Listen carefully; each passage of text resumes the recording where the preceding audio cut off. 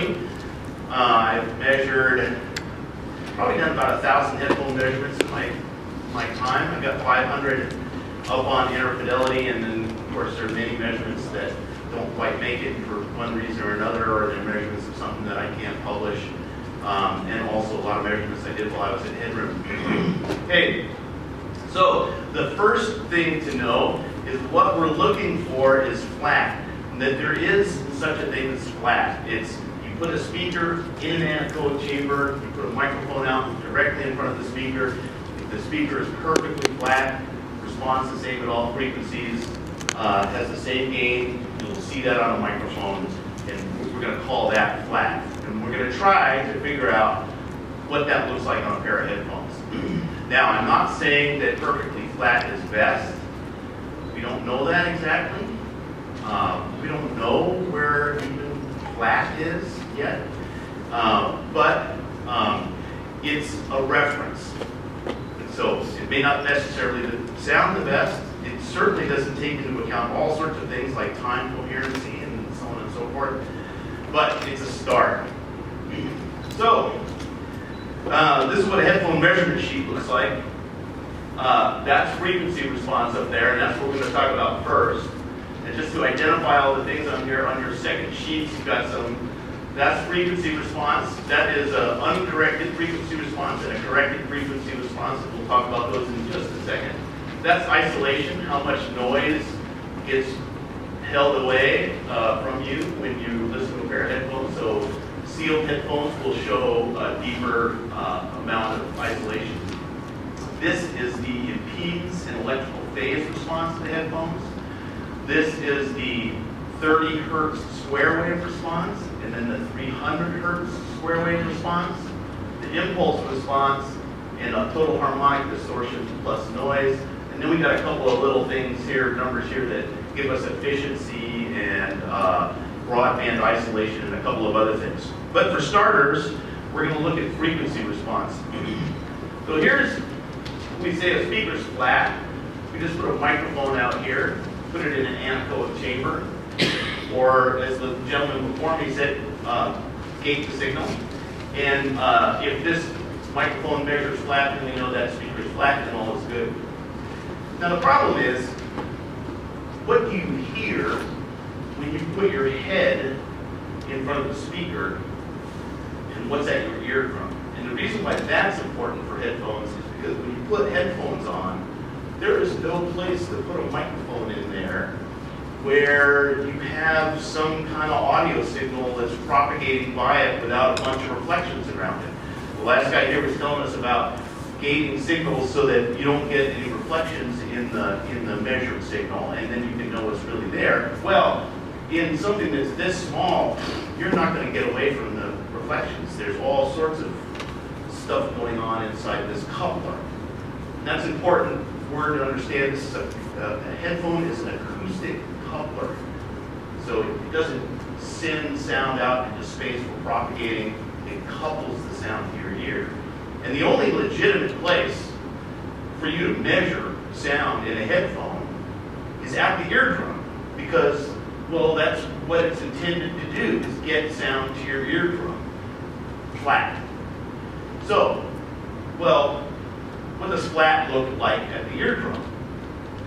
That's what we're after here. What we're going to go after here first is take the microphone away, put your head in front of it, and what does the frequency response look like at your eardrum and why? So this little chart I just love, because man, there's only like one of them that I've found, and that's it. This is for a 45-degree angle of incidence, so sound coming from 45 degrees away from you. What the EQ of that sound is due to your body, your head and torso, the reflections off your ears, and so on and so forth. And each of these lines represent a different component of EQ that happens, and this big line is the overall response. So for 45 degrees off axis, at the eardrum, you're going to have a 20 dB peak at about 2.7K. 20 dB peak. Okay, that's a lot. But that's real. And that's what your head is used to hearing. And your head is amazingly good at figuring out how to hear something and making it right. Your brain wants you to be able to understand what you're hearing, and it tries very hard to make that work. And you've lived with this curve your whole life, and therefore it sounds flat to you. So where does this curve come from? Okay, so number one here is the spherical head. So your head has gain at high frequencies as you go up in frequency. You mentioned in an ocean setting, or in water, the shoreline setting, you have a pier from a pilot that goes to a dock or something like that. So you got water and a pier right there.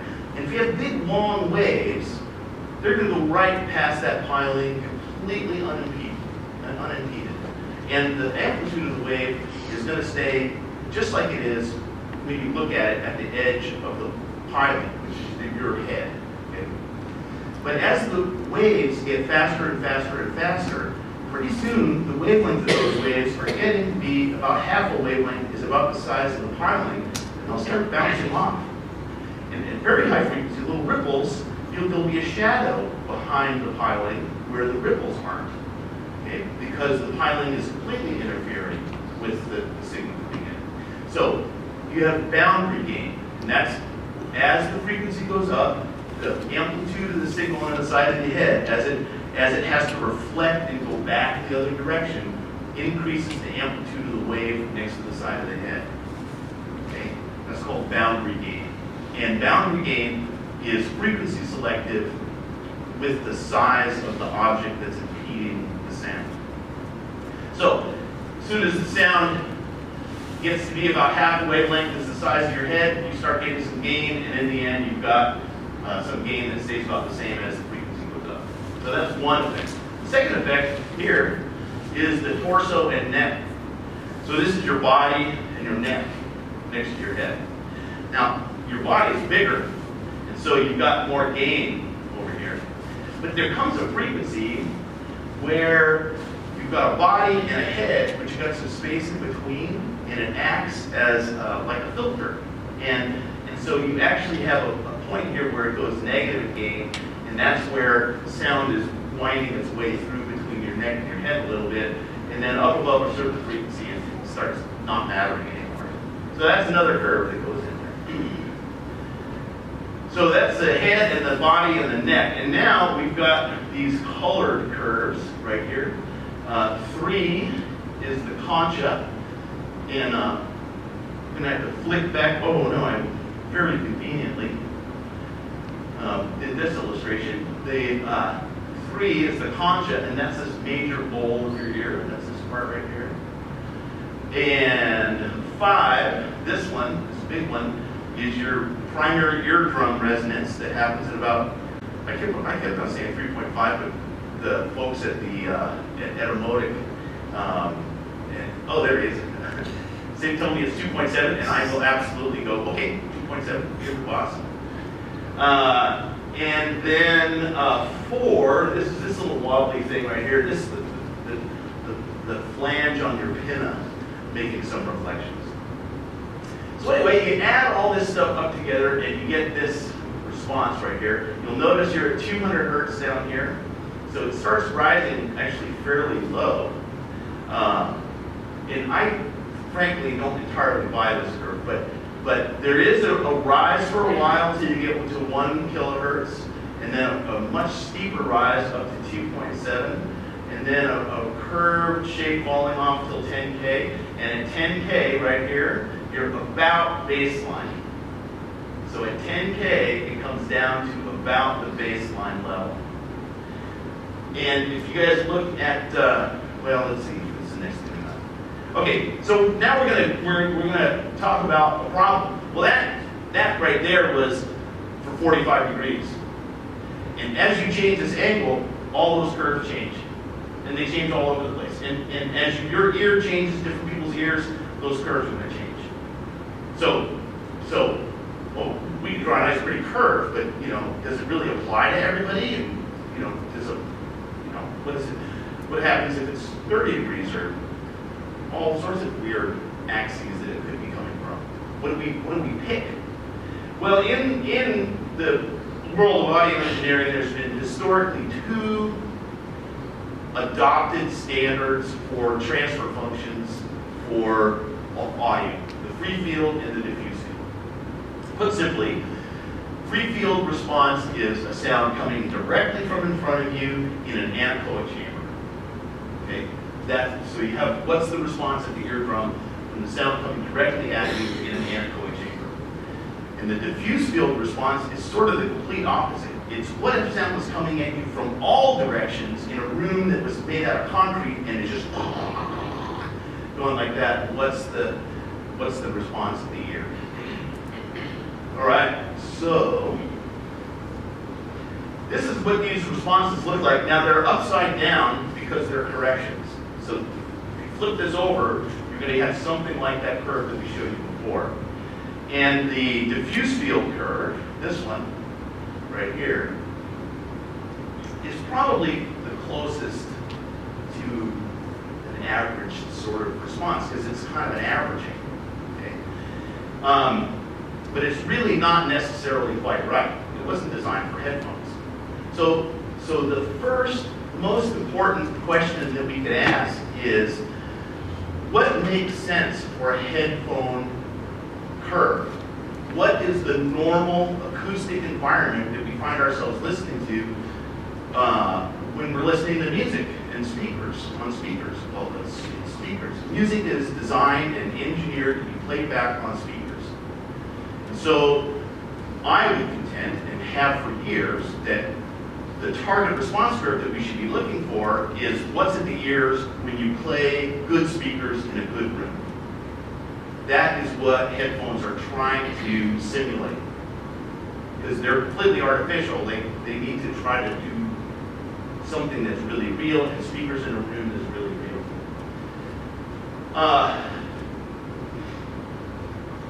So, now, there's another thing about speakers that you do have to understand, and that is a good speaker measures flat in an anechoic chamber. But when you put it in a room, it's no longer flat, okay? Because of a couple things. One is the boundary gain of the room. There's gain in the room in the low frequencies just because of the room has a certain size. And then there's also that the power density in the room, high frequencies, as the frequency goes up on the speakers, the high frequencies tend to beam, okay? So the higher the frequency, the more it beams, and less of it is being sent out into the room. So the energy that's just being sent out into the room and not towards you, generally speaking, is low frequency heavy. Okay? So you take a good sounding speaker, a flat measuring in an anechoic chamber, and you put it in a room and it makes the speaker warmer. And we're used to that. There's a whole lot of research done by Floyd Toole back in the day with Sean Olive, where they talked about this and they came to the conclusion that you don't want a speaker to be flat in the room. You want the speaker to be flat in an anechoic chamber and then take on the warmth of the room that you put it in. Because your ears, when you talk in that room, and when you hear other people talk in that room, your ears figure that room out. And oh, this is the room, and then this is the way this room sounds. Now when you play speakers in that room, you have to let those speakers make the room sound like it sounds, or your brain's going to go, well, this is not the way the room sounds. And so it's important to allow the speakers to energize the room and to understand that that's your brain perceives that as normal. So Sean Olive, over the past little while, has been working on this curve. And Sean Olive is at Harman International. They're doing a bunch of research. I won't bore you with the details of this research, but they did a lot of research. I think there could be a lot more research that goes into this, but he's made this argument that using subjective testing and all sorts of things, that this is the target response curve for a pair of headphones. And I would say that he's probably really close.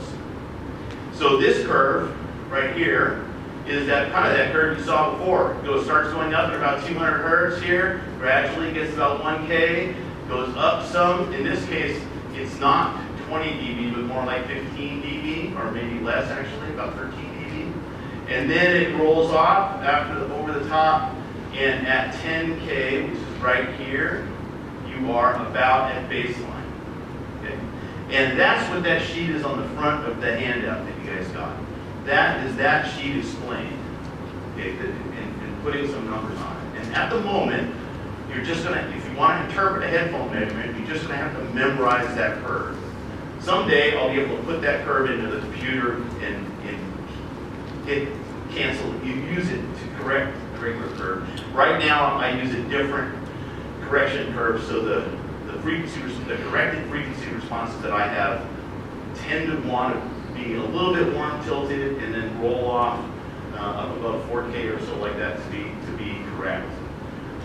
But I like actually using the raw measurements. Okay, so let's look at a headphone with a good frequency response. This is a pair of VISO HP50s, and you'll see that it has this rising part. It doesn't start out at 200 hertz though. It starts out a little higher in frequency. It has a rising part, and it goes up about 13 dB, which is about right. And it doesn't have, it goes up a little bit too steep here, and then this should be steeper, so this curve should go up like this, be underneath and curve up a little bit. And then it dips down too fast here, but it's about at baseline at 10K. So here's 10K, and it's about at baseline, and then it rolls off above. Now that is about as close as you'll get to this curve with a pair of headphones. So that's good right there. That's a pair of NAD of HP50s. This is those curves right up against the regular curve. This is the NAD right here. And this is a Focal Spirit Professional. So it even has a bigger dip up above the 10K. There is some people who think that a dip between 4K, usually it's like 5K to 8K. A dip between 5 to 8K may be a good thing. The Philips X2 does it, and they think that too much energy between 6 and 8K may be kind of annoying, so they talk about trying to stay away from it a little bit. All right, so there's that curve that you guys have in front of you. I won't go into any more explaining of it, but it shows you exactly the kind of the points at which you need to be aware. The green line is a speaker that measures flat in a room. And the way they got this curve was that they put two good speakers in a really good room, took a dummy head, mannequin head, measurement head that looks like that. That's my measurement head that I use. And they put it in front of the speakers, and they took measurements of it directly face on, a little left, a little right, a little up, a little down, kind of averaged out, and they come up with that curve you saw before. And of the green one, that's flat. That's a speaker that's caused to be absolutely flat in a room. And then they did a lot of work to figure out what people wanted on headphones, and they found that people wanted more bass, and that bass would basically be there if these speakers were not EQ'd to be flat in a room. Okay. So when you put a regular speaker, it actually has that bass boost in it, or something like that. And then they also found that people wanted, there's too much treble, if the speaker's flat in a room, there's really too much treble. That there is some absorption, there is some additional weight in the low frequencies due to the boundary gains of the room. So a warm tilt, a little bit of a warm tilt occurs everywhere in a speaker response, and they found that people want a little bit of, they don't want all the high frequencies right there when it's right there next to your ear. Because in a room, you get a little distance on that, you get a little absorption and stuff. So it's a little gentler on the ears. Okay, so let's do a quick survey of some historically good sounding headphones. It's a Sennheiser HD-580, famous headphone. You can see it's got the peak there. It's at 3.5K. That's why I always say 3.5K, because on most headphones it ends up at 3.5K, not 2.7. Just saying. We're stuck with it, I think. No bass boom here, no additional bass. So this is a result of a traditional open headphone that has a main diaphragm resonance at about 100 hertz or so, and below resonance the bass falls off. It's a natural result. You'll see though that here's the bass line, and you go out to 10K, and the 10K notch is there. It's got a little bit of a notch before that, but that's okay. So this artifact, this notch before 10K, a lot of times it's just fine. There's no problem with it at all. You'll also notice that there's a lot of gray lines, and there's only 2 up here, and that's because when I measure headphones, I measure them in 5 different positions. So I measure them a little bit forward, a little bit back, a little bit up, a little bit down, and centered, and then I average all those measurements. That's because there's a lot of resonances that go on in the ear. You see there's a lot of up and down here. You really don't know what's kind of going on, and if you average them all together, you'll have a better idea of how much energy is at those frequencies. It's called spatial averaging. AKG K581, kind of similar. Didn't have that peak that the Sennheiser 600 or 580 had. Comes up a little bit faster. Has maybe not quite as much bass. And if you look above this 3K point, it's staying rather flat. So this headphone is going to be brighter through that middle treble region. And the K701 is a brighter headphone than the 650 we just saw a moment ago. It drops off nicely, crosses the line at 10K roughly. Otherwise, otherwise pretty good. But it's going to be a little bit brighter than the 650 or the 580 that we just saw a moment ago. And then we have the Beyerdynamic DT 880. And it's got more like the 650 up till this point, but it's not quite as high in that point. So this headphone might not have the presence, that closeness to the voice that makes you feel close to the voice, but it also at 10K is substantially above the baseline. So over here it isn't falling off. So this headphone is going to have a lot of high treble energy, and which it does.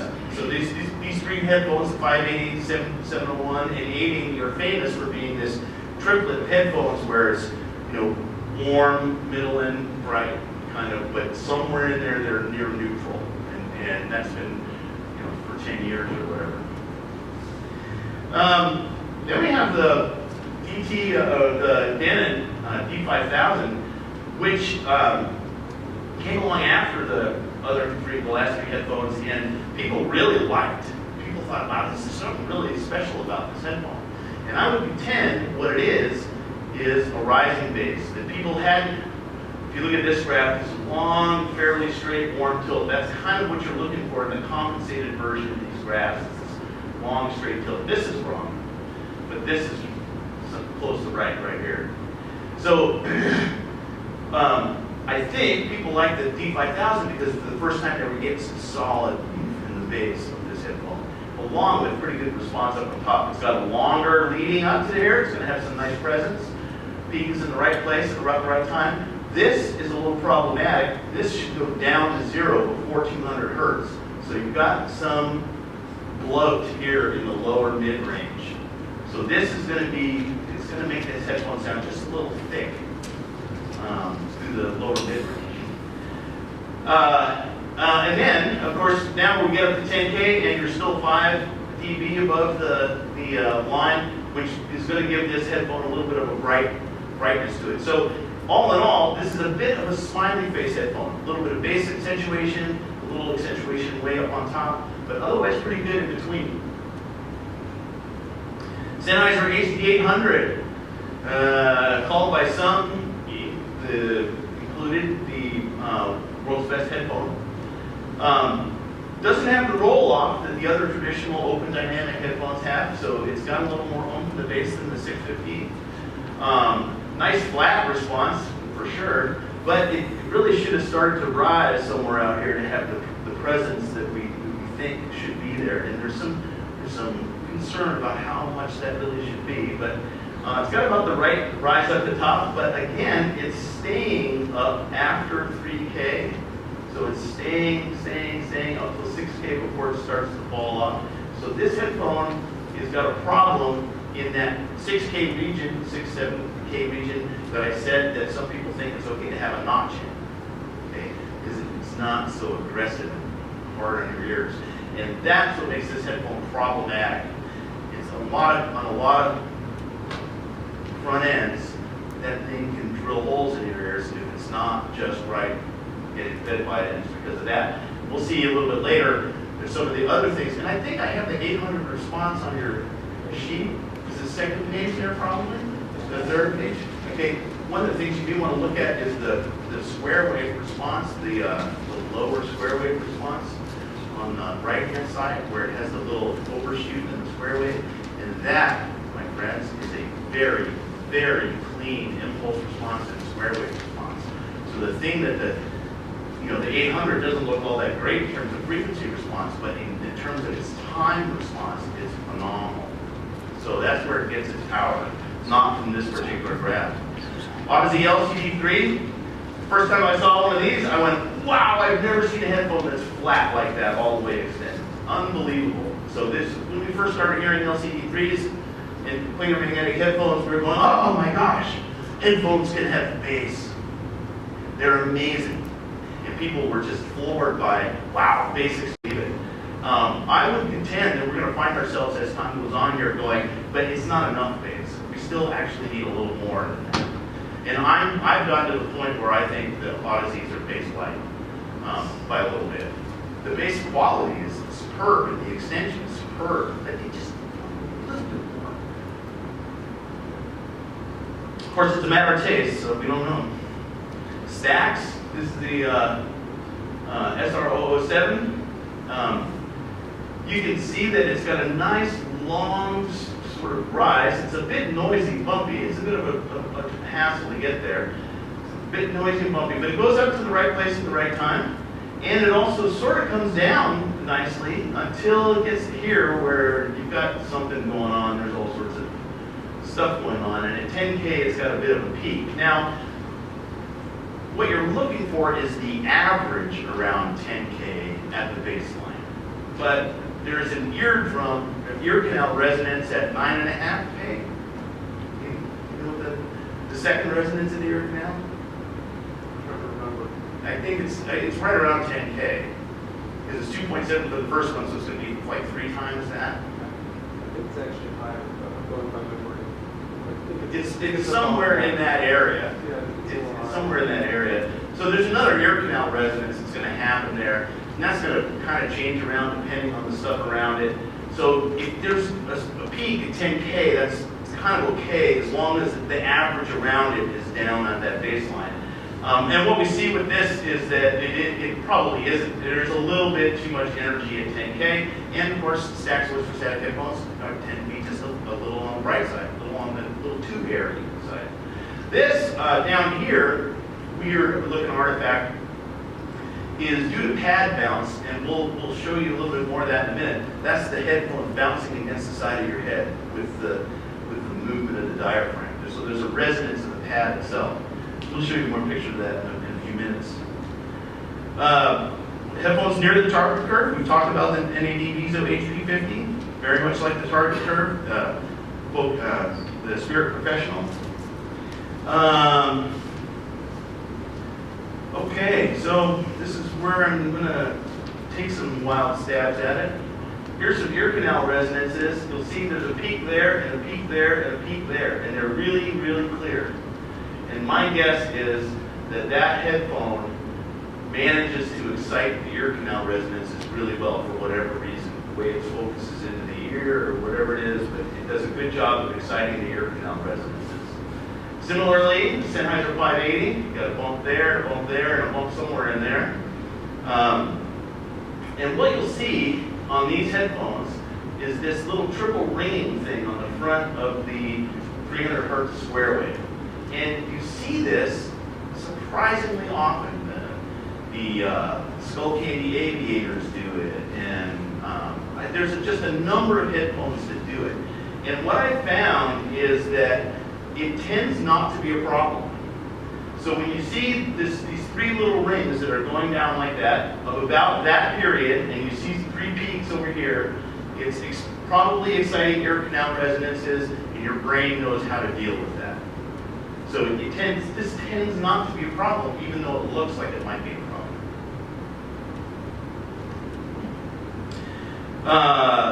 Now we're just going through some headphones that look close to the target curve. This is the Shure 1540, really one of their best headphones, I thought.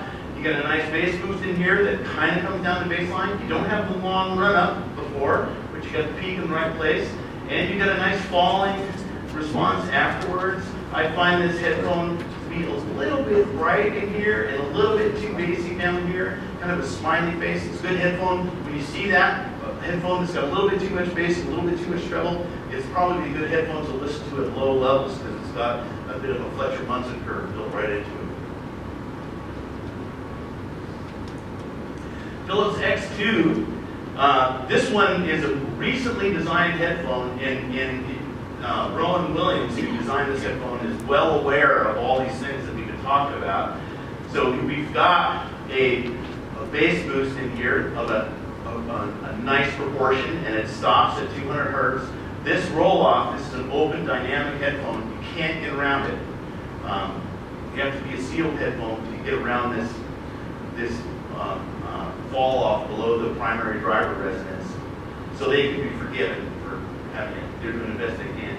Got a nice little run up here. It doesn't have the rise, so it may not have quite that presence that it should have. And here's that notch. These are the headphones where they very, very specifically designed in this notch to get rid of any harshness.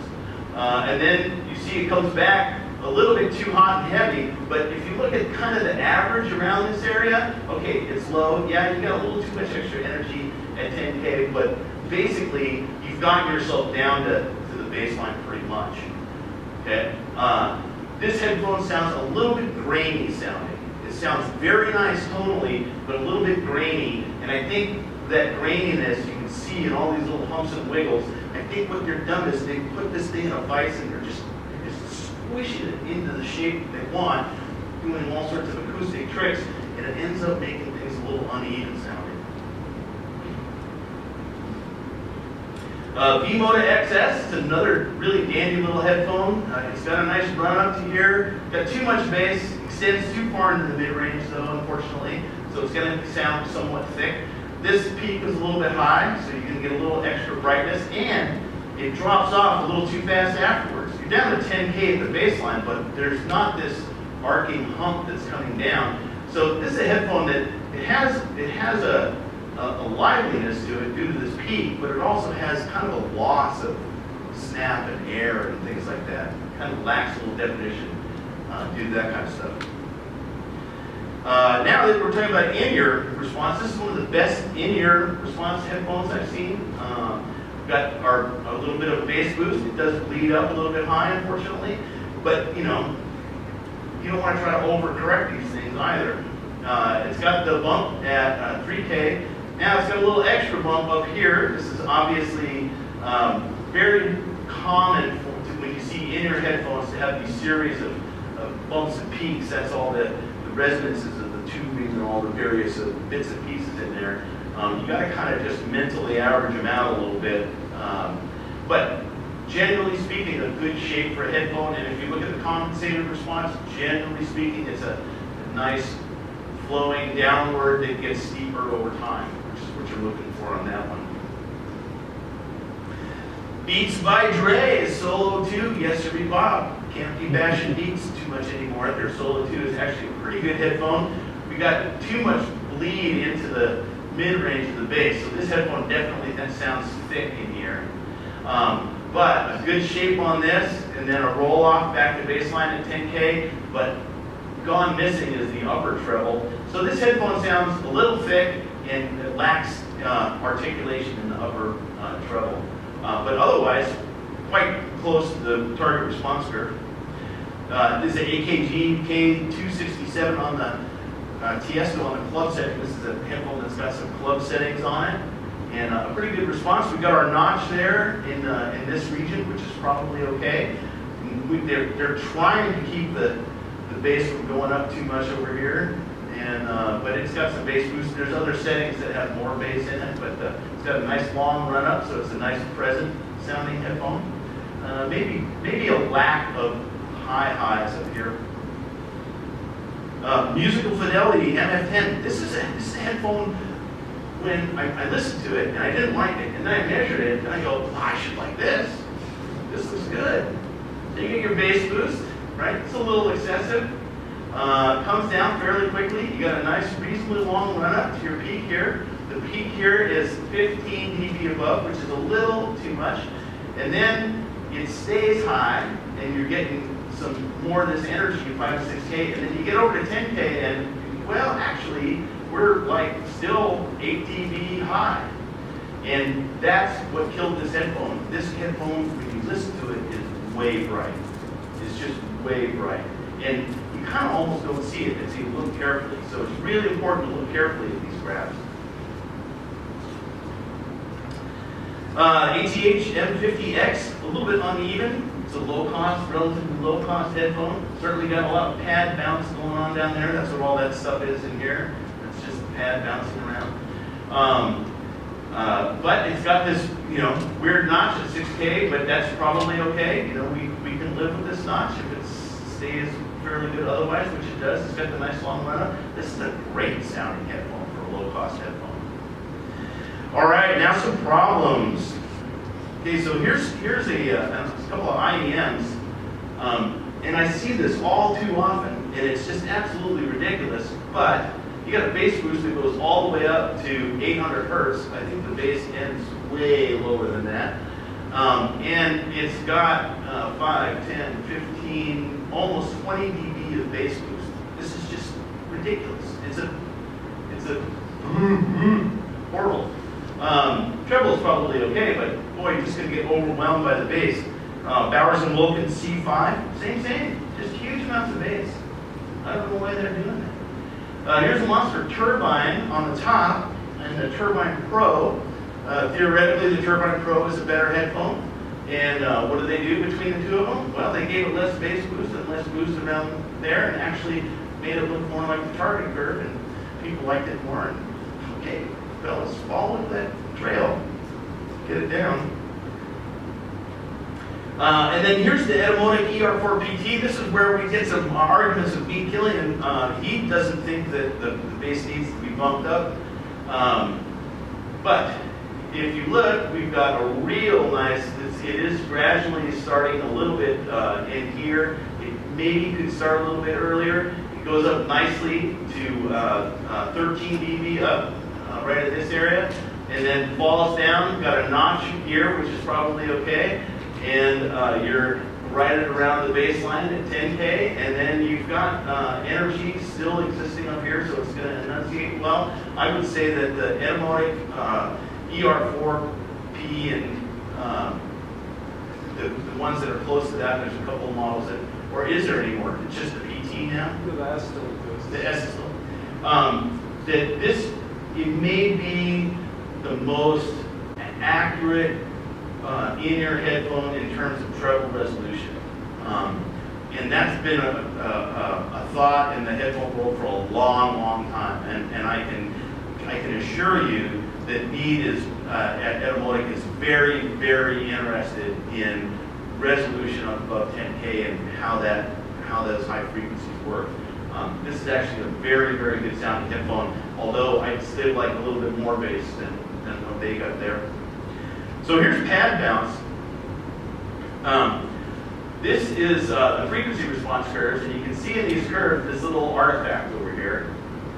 And this is with the Beyerdynamic DT that's got air-filled cushions that are pneumatic, and they really bounce a lot. So that's bouncing a lot. And I wasn't exactly sure. I mean, a lot of what I've learned about this, I've just learned by guessing, and seeing it come out and talking to engineers and them telling me. But I said, is that the pad bouncing? And you go, yeah, that's what it is. Well, I also noticed on my isolation plots, so this is how well the headphone isolates. And I didn't understand this for quite a while, but you can see that this is 0 dB isolation. So I'm getting no isolation up to 100 hertz. And then I'm actually getting louder here at 200 hertz. So the headphone is not only are they not isolating, they're actually amplifying the sound at that frequency. Like, what the heck is this on my isolation plots, this thing? And then I realized that it happens at the same place. And this is the pad bouncing against the side of your head, amplifying the outside signal, the outside sound as it comes in.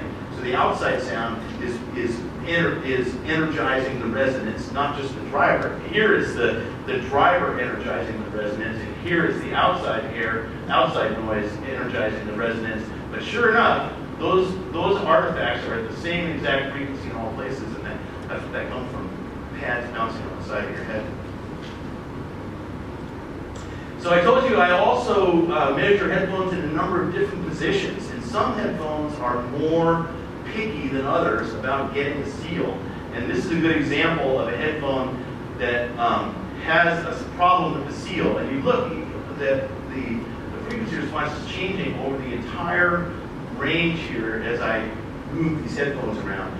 And this is really common in headphones that are very, very tightly sealed. So this is a headphone that has a very, very tight seal on the side of your head.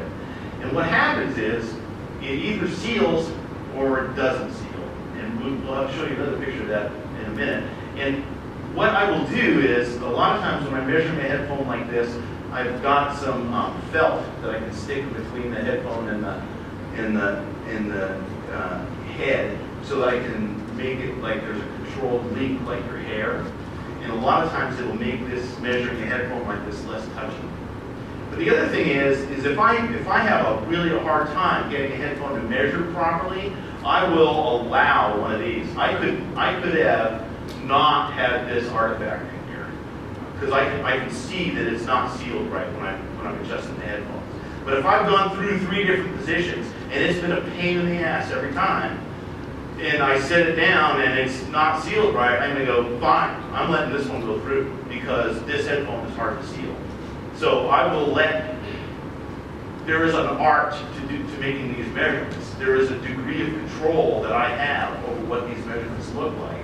And I try to be as honest as I can to what the headphone sounds like. A lot of times I will stop a measurement, take the headphone off, and listen more carefully. How much is the bass? How is it changing when I seal? So I can get the feel for what the headphone is like. So when I put it back on, I'm measuring it so that it looks like what I heard. So there's kind of a fine art to this thing. This is an on-ear headphone, and this is a situation where it just seals differently, no matter where I put it. So it's just all over the place. And I just do the best I can for most of the measurements, and then in the end, see what comes out.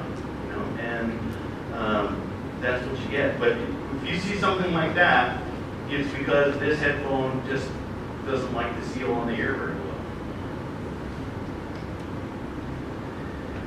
And then this is the one where it clicks. It does one or the other. It either does this or it does that, but it doesn't do anything in between. And I'll try to get it to do this all the time, but a lot of times headphones like this, it just won't cooperate. So I have to let it do what it does, but it does that on your head as well. So it's legitimate to allow these artifacts to show up in the measurement. Now, I'm going to go to a comb filter. Anybody know what a comb filter is? A couple people. Okay. So a comb filter is if you take an audio signal and then you take the same signal and delay it just a little bit, okay, and put it back onto itself. You get times when these frequencies, start again. Take an audio signal and you go through a delay of X amount of time. And then you change the frequency as you run up, and you get to places where there's nulls, where the half wavelength is exactly the length of that delay. And then it cancels out exactly. So 500 hertz and 1500 hertz and 2500 hertz and blah, blah, blah, you're going to get cancellations. Now that can happen in a headphone if there's sound that comes from the back of the driver around to the front of the driver and enters the area in your ear. And ultrasound is famous for this. One of the ways that they try to synthesize their S logic, they call it, it's some of the sound from behind the driver comes back around in front and goes into the acoustic chamber. And what I've found, whenever I see artifacts that look like this, is that the headphones are horrible. So you can see up here, you've got this bump, and then there's another one right there that you can see. You can see it mostly this and then one more. So this is Beyerdynamic T1, but if you look at the square wave response in time, you see these really sharp, nasty looking edges. And these, if you remember that other set of nice rings, are markedly different looking. These are jagged looking. The other rings were nice sine waves just collapsing down. So these have a broader frequency component because they're not sinusoidal. Here's another one. You can see these very distinct bumps. This is the AKG K581LE, and you can see how jagged the response is here. Similarly, the ultrasound, this is the ultrasound I was mentioning. Again, very, very much having these effects and having really disturbing transient responses there. So that's one to keep your eye out for. If you see these humpty bumpty things up here and you see this stuff, you're going to have a headphone that's tizzy and not very good resolving. Okay, earbuds suck. As a class, there are no earbuds that sound any good whatsoever. These are the kind that rest in the concha of your ear. They don't have any seal. They can't get bass in your ear, basically, because they're just too small. They can't move enough air. They're not sealed. And so you end up with no bass on the bottom end. And this is pretty good. This actually looks pretty good right here. This is a pretty good earbud. But, you know, the kids, they want bass. So they're going to turn this stuff up. They're going to try to get something out of this. And they're going to end up with all this stuff really, really loud in their ears. And that's not good for the health of your ears if you listen to that. Earbuds are just downright dangerous. Well, Apple knew that. And I'll tell you something, for starters, the regular old Apple earbud, by the time their last one came around, was actually pretty darn good. You might have noticed that this has better, flatter extension than that Sennheiser we just saw. And it's got a decent up here, but you still got no bass. Well, they came out with the ear pods that focused more of the sound in your ear, and they actually managed to get from the roll-off starting at 200 hertz to the roll-off starting at 100 hertz. Well, that's a whole octave, okay? That's pretty good, really. So the new Apple earpods probably are the best earbud that I've ever heard or measured.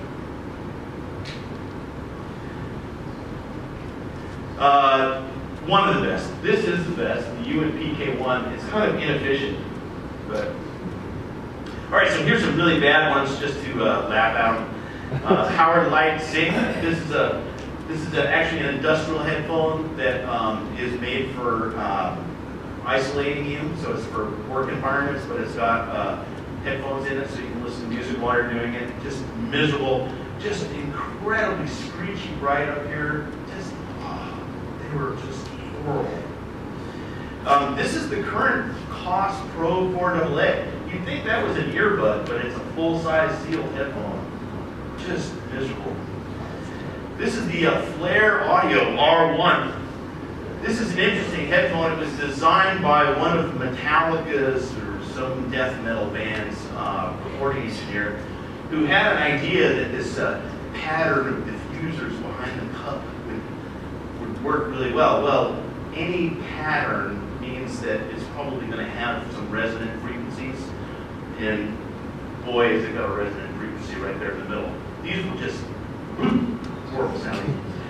All right, so I got 10 more minutes and like 50 more slides. I'm going to talk just briefly about square waves. A lot of people normally they talk about square waves as the sum of a bunch of odd harmonics, and that's true. get all the auto harmonics, you put it in the proper phase alignment, you add this row of sine waves together, and you get that. And then if you add like 11 or 12 harmonics or whatever it is, you get something that looks even more square. You change the phase so that the high frequencies are more advanced, and you get a little lip on the front end like that. You change the ratio, so if you have more high frequency energy and not enough low frequency energy, you get sine waves that look like that, or square waves that look like that. And if you put too much low frequency and not enough high frequency, you get rounded off square waves that look like that. So the point about square waves is that as frequency response changes, the shape of the square wave changes. But it gets real confusing thinking about square waves as all the odd harmonics, and does that mean that you can only measure the frequencies at the odd harmonics of the thing? Well, there's another way to think about square waves entirely, and that is like it's a switch. I'm going to turn it on, I'm going to turn it off, I'm going to turn it on, and then I'm going to turn it off. Okay? It's not made of odd harmonics, really. They analyze it like that, but it's not made that way. It's made by turning something on and off. And what happens is the leading edge, how fast it goes up, is slew rate limited. And that slew rate is going to be proportional to the band pass, the high frequency response of how flat, how high something is. So how quickly it can get up on the leading edge is going to be totally indicative of the high frequency response. And then its ability to keep that energy up there for a long period of time is proportional over time to lower and lower frequencies. So when you look at a square wave, you're actually looking at the frequency response in another way. The thing is that you add in some phase stuff. So you can have some changes in this due to the phase shift that don't show up on the frequency response. All of this stuff that you're seeing today is on the Inner Fidelity site. In the, I don't know if I can actually show it to you here, but on the top bar, on the nav bar, there's a thing called resources, and then it goes interpreting measurements and stuff like that, and then there's some links to articles that have most of the stuff in here. This is a chart that talks about the shape of the square waves and what it means. I'll draw your attention to this one. Just because it goes below the zero line like that, and this one, does not necessarily mean it doesn't have low frequencies. In fact, if it goes below the line like that, it means the low frequencies are there, they're just out of phase. So what this means is this may have plenty of bass, it's just going to be loose sounding bass. The Sennheiser AC-800, never been looking at the square waves. We have a lack of bass on the Sennheiser 800, which is indicated by this line falling here. But we have incredible resolution. You remember seeing those jaggedy square waves on the T1, the Beyerdynamic T1? Look how absolutely pure and clean this transient edge is. That transient edge is key for you to be able to tell where a sound is coming from, because your ears cue on time arrival signals, and your ears want to hear that edge very, very clearly in order to be able to localize where the sound is coming from. Well, that's imaging. So if you have really fine leading edge response like that, you're going to get good imaging. If you have 3 leading edges on this swirly thing, what are your ears trying to cue on? Where's the time? They will confuse them, and it'll collapse the image. So the AKG K581LE series headphones has a square wave that looks a lot like that, and they image very well as well. Here's the Audeze LCD-2. It has something, well, first of all, wow, talking about bass response. So that's a lot of bass response right there. And then it had this, and this is pre-phaser, that has these like double front end things. And this is one of those ones where it probably doesn't do too much bad to the sound, but it does do some stuff in terms of pinpoint precision imaging. Same is true with the Sennheiser AC-580 that has that triple front end, the triple leading edge. It doesn't harm tonally, and it doesn't hurt to listen to. It's not aggressive, but you lose some definition, and the image doesn't image quite as big. Grado PS1000. Painful to look at. I'm sorry. Sony MDR-V600, it's an old school headphone, got bass going out of phase there, and doesn't have a lot of high frequency response. And then I start in THD plus noise, but I'm going to let you guys just ask some questions because I've got like 5 minutes left, and yeah, I've got like 5 minutes left, so why don't you guys just go ahead and ask some questions? Yeah. Any of the Bose products? Pardon me? Any of the Bose products? Bose, well, Bose, I don't have any pictures of it right here. I mean, I have some I could get out, but the Bose products and their noise canceling headphones are very, very, very, very good. They don't measure particularly well, but most noise canceling headphones are just pretty horrible in terms of the way they measure. They do all sorts of weird things to the sound, and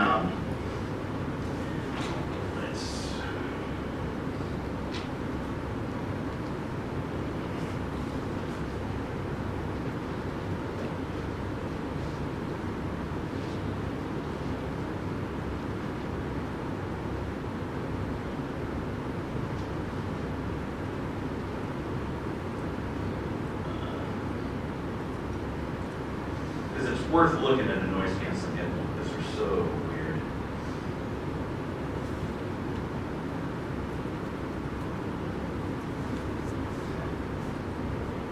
This is my all graphs PDF. There are currently 736 measurements in the database here, so it gives you an idea of how many have been measured.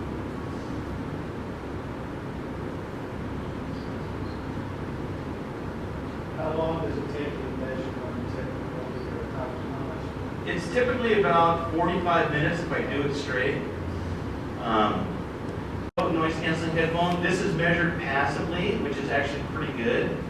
And then the noise canceling active, and this is one of the better ones. But you can look at the square wave, you get some pretty weird stuff in the high frequency response in square wave. There's definitely some pretty weird ones. Audio Technica, look at the shape of the square waves. The treble is completely out of phase here, so it starts going down and then goes up. So the treble, the high treble is completely out of phase on that due to the noise canceling circuit. Audio Technica noise canceling, you see it's really ragged looking. Also, look at the distortion figures right here. You want all this to be below this middle line, below the 1% line, and a lot of these headphones are going over that. This is the Bose Quiet Comfort 25. So this is a Bose noise canceling headphone.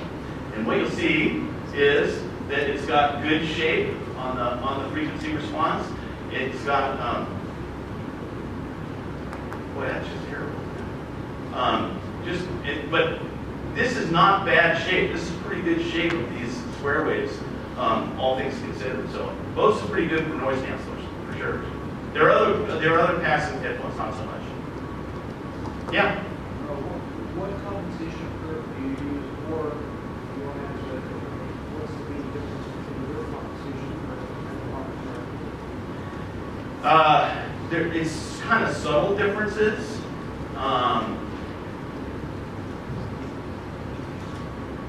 I use what's called the independent direction. It's not an industry standard compensation curve. It's one that comes with that head that I thought was best to use. I've come to believe that it would probably have been better to use the diffuse field response because it has more of that presence region rise in it. I will eventually, one of the things I'm working on this year is trying to get people to sponsor, people like Sennheiser and Philips and big headphone companies to sponsor the development of an online tool like Headphone has, where you can just say, I want to see this headphone, and this headphone, and compare them all together, and it'll throw the graphs up there together. And then you can clip and copy that and put it in a post. And I very much want to do that. That's one of my most important goals in life, is to get this, but it's tricky because I don't have the budget for it. So I got to convince some advertisers to cough up $30,000. If any of you know any software companies that are particularly good at doing graphs and stuff like Wall Street graphs, please let me know about it, because I'm going to have to find some people that can get All right, my time is up, but hello. Okay. Yeah. How is headphone amplifier output impedance that effectively measured? Ah, that one's too long to answer. Okay, so wait, There's no time what on it. impedance do you use for your measurements? Most of the Oh, time? these, Like your these reference? are all measured at like less than a ohm. Okay. So it's very little of that. All right, thank you everybody.